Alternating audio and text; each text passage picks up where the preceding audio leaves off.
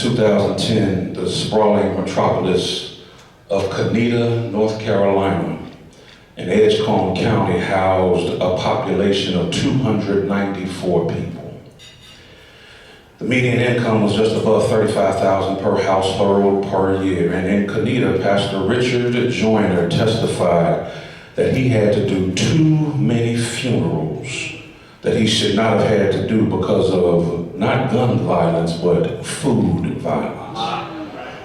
The lack of access to good groceries, the proliferation of processed foods, and death from disease due to diet adversely affected his town. Because in Conetoe at that time, Pastor Richard Joyner lamented that he was in what some of us have called a food desert. There were corner stores, but no corn stalks. You could get stuff to fill you, but nothing to sustain you. That's a whole nother sermon for another day right there. And due to the lack of access to good food, his people were either distressed, diseased, dying, or all of the above. And the reality of Conetoe tells us and teaches us that there are times when we seem to lack, there are times when the needs we lack seem to levy limits on our lives.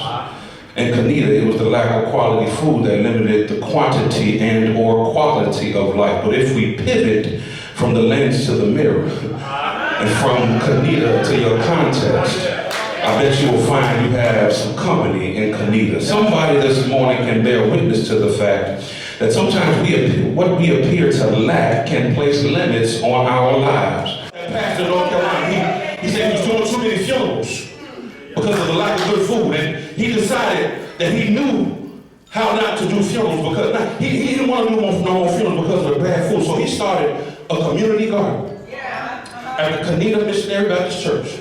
That community garden multiplied into 20 lots around Conetoe.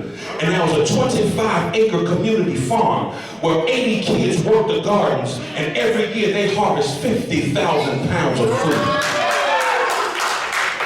And now what used to be the injustice of food apartheid is the justice of a food oasis. And whatever isn't given away in the neighborhood is sold to local restaurants. So watch what they do. They have created their own self-sustaining food economy.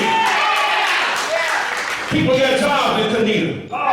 People got better health in Conetoe. People done come on medications in Conetoe. And there's a whole lot less funerals in Conetoe.